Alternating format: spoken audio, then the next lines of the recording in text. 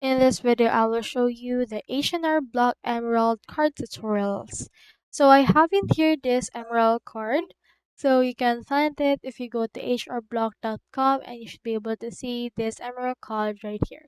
If you want to get it, you can head over it and then click onto the Get Emerald card details. You can also go and then sign in and then get it yourself, or find an office too that actually offers it. Now, if you want to actually activate it, you need to go and find an office or go to customer help.